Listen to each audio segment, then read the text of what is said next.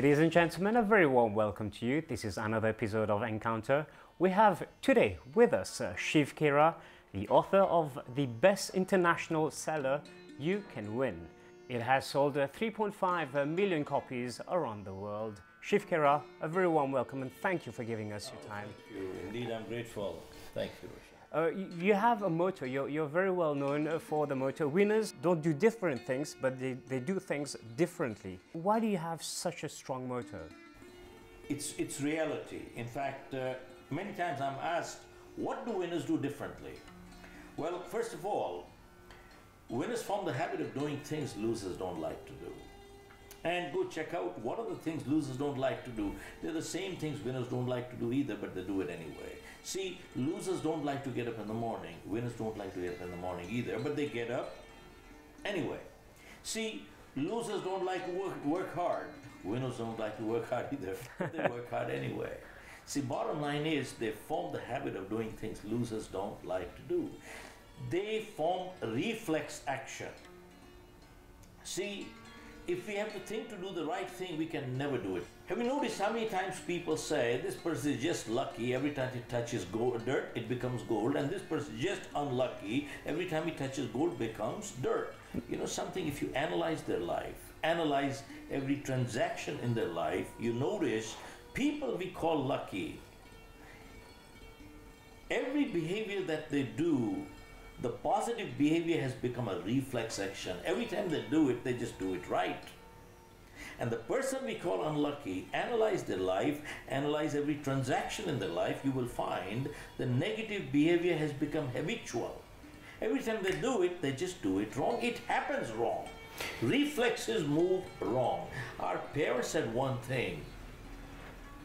I don't care how old we are, our parents said one thing. Form good habits and habits form characters. Because 90% of our behavior is habitual, we don't think, we just act. And if we have positive habits, we are a positive character. And if we have negative habits, we are a negative character. And good habits are hard to inculcate, but they're easy to live with. Bad habits come easy, but they're hard to live with. And before we got the habits got us. See, I'm not playing on words. You keep hearing, practice makes perfect. This statement is not true. You know why? Practice only makes permanent whatever you practice. Only perfect practice makes perfect. Look at this, people who learn martial art. These kids, when they go in, they get the white belt, yellow, green, purple, brown, as they go along till they get the black belt. And they want to hit hard, and the teacher always tells them, go slow, learn the right form. You see, if your form is incorrect and you have speed, you will fracture your own hand. Definitely. So learn the right form, because whatever form you practice will become permanent. And even after 5 years of practice, and when they get their black belt, the teacher is still teaching them the same thing what they taught them when they got the white belt, which is what? Block, punch, block, punch, block, punch, block, punch. You know why? They want to bring the block and punch into reflex action. Because the teacher realizes that if the student is ever in a street fight, if he has to think to block and punch, he'll be beaten up. The martial arts student never has to think to block and punch. It reflexes move so fast. And the reason I'm bringing all this up is, this is not only true in martial art, any profession, in the defense services all over the world. You notice 60–70% of the career goes into simulation of warfare. What is simulation? They play war games as if there's a real war going on right now. Why? They want to bring it into reflex action. Why? They realize that when there's a real war, if they have to think to fight a war, do you think they can ever fight a war? Answer is never. It's only in simulation. It is, they want to bring it to reflex action. So our objective really comes down to is, what is the essence? Many times people say, this is a little lie, when the big one comes, I'll tell the truth. You practice enough little lies in life, when the big one comes, what happens? We end up telling a big lie. See, many times people say, this is a little thing, when the big one comes, I'll show courage. You practice cowardice enough little things in life, when the big one comes, what happens? We become a big coward. See, practice does not make perfect. Practice only makes permanent whatever we practice. So our objective is consciously to practice the right stuff till it becomes habit. And you mentioned earlier, some people, they call themselves lucky or unlucky. I guess everyone wants to be lucky. So what are the attitude or the behaviors to adopt to become lucky? You know something, winners do differently. Now you notice one thing, winners eat differently, winners exercise differently, winners behave differently. We want to succeed in life, but question is, am I qualified to succeed in life? Do I have the qualities to succeed in life? See, so we need to develop those qualities which attract success. And that is the key. That is, we need to have character, we need to have competence, we need to have clarity of thinking, we have to courage to implement what we are talking, and we have the ability to communicate. This is what we call the 5 C's. Character, competence. What is the difference between competence and skill? Skill is an ability. Competence is ability along with the willingness and the desire to do the job. There are many skillful people who are totally incompetent. That's big. It is a fact. And so, character is important. Today, what is the biggest challenge people are facing all over the world? Trust and accountability. It's missing. Not only at work, at home also. And you see people who say, I'm a split personality, different at home, different at work. Really not true.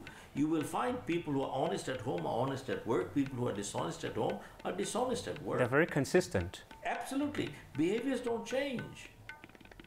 So, you see, coming back to character, competence, then courage. If we don't have guts to implement our character, it's useless, means nothing. And people who don't have courage, you can never trust them. They'll always let you down at the last minute. As I wrote in, that weak people can never be sincere and cowards can never practice morality. They don't have guts to do it. And then fourth, they need clarity of thinking. 4th C is called clarity of thinking. You see, that is where you need to know what is your purpose in life, what is your vision in life, where are you? What is my 1-year goal, 5-year goal, 10-year goal? Would you say it's a vision for the long term? Well, see, there are 3 different elements. Goals are one thing, objectives are another, purpose is another, and vision is another. Vision is a picture that we have. Vision is the ability to see the invisible. Why do they say that a leader ought to be visionary? Means they can see what others can't see. It is not problem solving, it's preempting and preventing. So what is leadership? Leadership is only 2 things, decision making and problem solving, that's it. What else is leadership? Nothing. So clarity of vision and purpose. What is purpose? A lifetime goal is called a purpose. Supposing I was age 100 today, and if I was to look back at my life 100 years, what is it that I want to say is my accomplishment? That's my purpose. So people have short-term goal 1 year, mid-term goal up to 3 years, long-term goal up to 5 years. Now long-term goal can go beyond 5 years, but generally we take it as a purpose of life. And goals are always closed-ended. How do you define? Most people have dreams and they think they have goals. And in fact, there was a research which said less than 3% people in this world have written goals. There's a big difference between a written goal and a goal in the head. There's a big difference. Less than 3% people in this world have written goals. Most people have dreams and they think they have goals. And what's the difference? A goal is a dream with a deadline, clear direction, and a plan of action. That's a goal. I repeat, a goal is a dream with a deadline, clear direction, plan of action. Deadline means goals are never open-ended, they're always closed-ended. Means there's always a starting date and a finish date to a goal. Objectives are open-ended, goals are never open-ended. And just think about it, Roshan. Less than 3% people in this world have goals. 97% people don't know where they're going. Why is that? 97% people don't have goals and they don't know where they're going. Only 3% people have it. And the 97% work for the 3% all over the world. And interestingly, see, when you don't have goals, how can you reach a destination that you don't have? Look at this, in a game of football, let us say both teams are ready to go, charge up, and enthusiastically moving into the field. You take the goalposts away, what have you done? You destroyed the game. Yes. Nothing's left. How do you keep a score? How do you keep a score? It's impossible. You know, it is sad but true that most people today, they spend more time planning a party or a vacation than planning their lives. It is sad. We all do that. But that is true. But no wonder most people don't get anywhere in life. Very few do. So that is the key to clarity of goals. So how can you reach a destination that you don't have? And then is the ability to communicate. Ability to communicate. And that is important. See, IT has increased the speed of communication tremendously. But unless people know how to and what to communicate, they'll only miscommunicate a lot faster, won't they?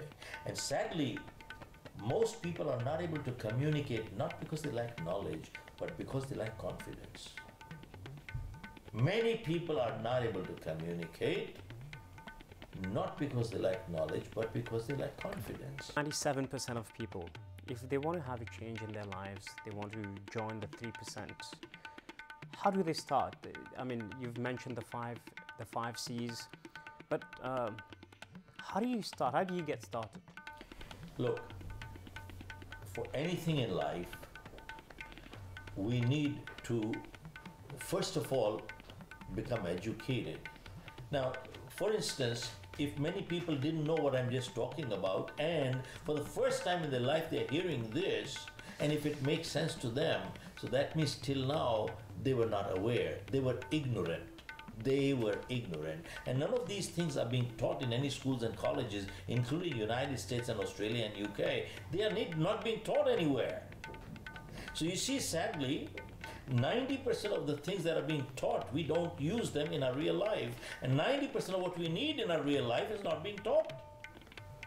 So what we do in our corporate world today, we do corporate training, and I tell people when I do corporate training that we are doing repair work in your organization. This is called repairing. But you see, if you prepare them, you won't have to repair them. And where do you prepare them? You prepare them in schools and colleges, and that's it. So we've created a curriculum now for schools and colleges to prepare them in life. We have a little program called Creating Leaders Who Can Manage, Not Managers Who Cannot Lead. It is based on the foundation that just having professional qualifications does not make a person a professional. There's a lot more. Sure. If we look at many of the most successful, most brilliant businessmen around the world, a lot of them are not very qualified academically. So is it down to having people skills and... difference between many places stress heavy on skill development. What we are talking is self-development. You see, skill development will probably help you make a living, get a job, and that's the end of it. And for the rest of your life, you will keep doing that. But you see, self-development will make you a fortune. You see, self-development is a crucial part. See, I wrote an article which we sent for publication in the New York Times that the way things are happening today with the speed of change, products are getting obsolete the day they're getting launched. And knowledge is getting obsolete within 2 to 3 years. Go check out engineering graduates. By the time they get to the 4th year, what they learned in the first year became obsolete. Look at medical graduates. By the time they go to the 3rd, the 4th, and the 5th year, what they learned in the first year became obsolete. So what we are talking here is that it's become a cliche, the only constant is change. So, I mean, I wrote the article, I started thinking, is there anything else in life which is constant? And I came up with the answer here, and that said, the only people who will succeed in life going into the future who master 3 skills that are constant. 1, people skills. 2, persuasion skills. 3, prioritizing skills. They have never changed, will never change. Our parents, their parents, their parents, their parents has never changed. Look at this, all over the world, we don't have business problems, we have people problems. And when we take care of people problems, most of our business problems are automatically resolved. And 2, you see, all over the world we are hired for our skills, but we are fired for our behavior. And 3, you see, the lower a person is in life, 90% of the time goes in technical skills, less than 10% in people skills. And higher you go up in life, it just reverses. See, technology and technicians you can always buy with money. But the wealthiest person in the world must build and create relationships. I was addressing a business school, and I asked them what is the difference between sales, marketing, and so on. And then they typically what they teach in those business schools, and these people came up and they said B2B, B2C, B2B, B2C, B2B, B2C, typical cliched stuff. And I said, my friend, throw out this B2B and B2C. Go check out all transactions in this world are done P2P, it is people to people. Remember, people buy things from people they like. And people buy what they want to buy, not what they need to buy. Now question is, are we need creators or are we want creators? They're in a blank. They didn't know what I was talking about. This is the level of people that is coming out. So 90% of graduates that are coming out today, they're not employable. So here is a major issue that we are talking of, people issues. And 2 is persuasion skills. Persuasion means what? Ability to influence, ability to convince, ability to negotiate, ability to sell. Well, when is it time in this world or history that we did not need these 4 elements? We use it every day. Every day. See, somebody says, I don't need it. Well, he's showing basic level of ignorance. Who doesn't need it? A candidate at a job interview, what's he doing? He's selling, for which he needs what? Persuasion skills. A boy, girl proposing to get married, what are they doing? Persuading each other to get married. Politician giving speeches to get votes, what's he doing? Selling. Persuading people to give you votes. What am I doing on the TV right now with you? I'm also persuading. See, sure. Viewers are either accepting what I'm saying or they're rejecting what I'm saying. So persuasion skill becomes crucial. And see, my book which says you can sell, it is on persuasion, which says the subtitle, in life results are rewarded, efforts are not. Which means what? We judge ourselves by our intentions, but the world judges us by our actions. And then the third is, one is people skills, persuasion skills, and the third is prioritizing skills. Look at this. Priorities are based on values. And look at this, the amount of time-saving devices we have today. We've never had that many in history, and yet we don't have time. You know why? Because somewhere we messed up our priorities. And when we mess up our priorities, we forget to distinguish between what's urgent in life and what's important in life. Does that have to do with time management? Well, look at this. It has to do something with prioritizing. Now, question is there anything called time management? Absolutely not. When we waste time, what are we wasting? We're wasting our lives. Of course. So this time management is only a name given to life management. That's all. And you see, when we mess up our priorities, we forget to distinguish between what's urgent and important. Urgent may or may not be important, and important may or may not be urgent. But whenever we ignore what is important, it converts into urgent. See, exercising every day is important. Health is important, but it's not urgent. See, if I have a crucial meeting tonight and I cannot exercise tonight, it's not the end of the world. But if I ignore my health long enough, guess what will happen? I'll end up in the hospital. Yeah. See, you ignore what is important in life, it converts into urgent. Same thing, relationships in life are important, but they're not urgent. But you ignore relationship long enough, guess what happens? You start talking through your lawyers. It converts into urgent. And you see, when we mess up our priorities, Roshan, what happens? We forget to distinguish between what's negotiable in life and what's not.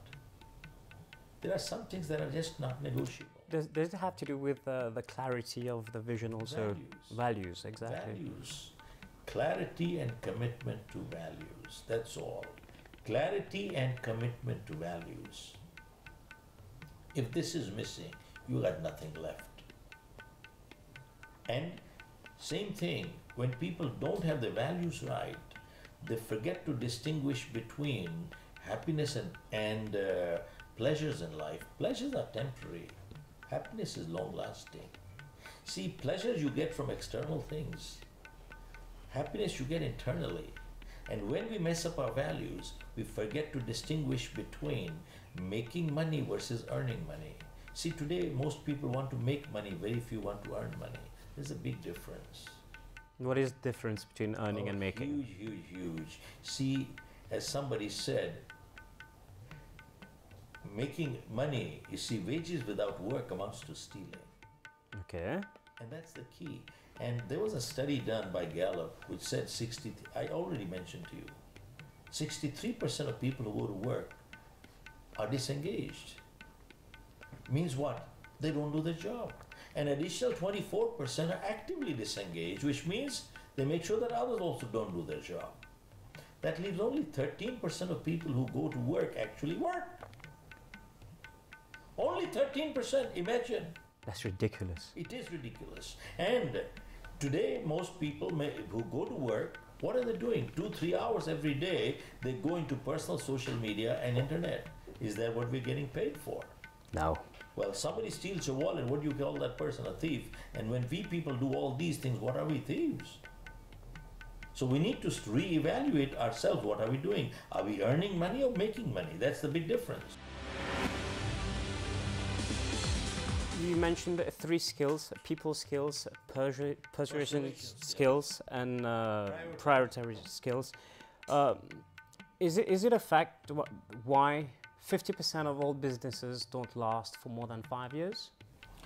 Yeah, you see, that is true. Global statistics are 50% of businesses fail within the first 5 years. And in the US, 90% of businesses fail in the first 5 years. It's alarming. Now, most of the time, people go into business with different spirit, enthusiasm, everything. But you see, they go unprepared. They don't have experience. They have intelligence, but what is missing is experience. They don't know all the different areas where to do and what to do and so on. But also, experience shows one thing, that somebody who's worked in an organization for 5, 6, 7 years and then gone into their own entrepreneurship and started a business, their chances of success are higher than somebody who goes straight into business. Okay. Why? They haven't covered all the bases in life. They don't have that experience what to look for. And that's the key. Yeah, I would say more than 50,000 people have benefited from your programs across the world. And you tend to meet a lot of young people from the younger generation. Do you think there's something fundamentally wrong with the younger generation nowadays? I don't think so. You see, they have actually got disgusted with, the younger generation got disgusted with our generation probably. I mean, people who are over 50s and 60s. Because we have failed them. We have failed them. In what way? Parenting? Parenting, that's right. You see, we have not given them the right values, the right direction. And that's what, you see, parenting today has become a much bigger challenge than it was yesterday. I think it is in order to mention something that we are today in the 4th industrial revolution. See, the first took place in 1770 when the steam engine came. The next one took place in 1870 when the time era of mass production, mass consumption came in. And then it came into 1990, the 3rd industrial revolution, when the world got revolutionized by the internet. We all got connected. Connected, internet. Whether we got connected or disconnected is another issue. But bottom line is that was the 3rd industrial revolution. But today we are talking the 4th industrial revolution, which is what? Robotics. Robotics is taking over. people's jobs. Did you ever think of driverless cars? Probably it was not even imagined. We couldn't even think of it. But these are realities coming up. And partly, to a point, rightly so. And there are predictions that in the next decade or so, almost 50% of jobs will be lost, reduced somewhere. That's alarming. Huge alarming. And where will they go? Why will they be eliminated? Possibly because of two reasons. One, automation. Two, elimination. Automation, elimination. Look at China, what is happening. It's going to be having the largest robots in the world in the next coming few years, because that's the largest manufacturing country in the world today. So they want to put everything onto robotics. Let them do it.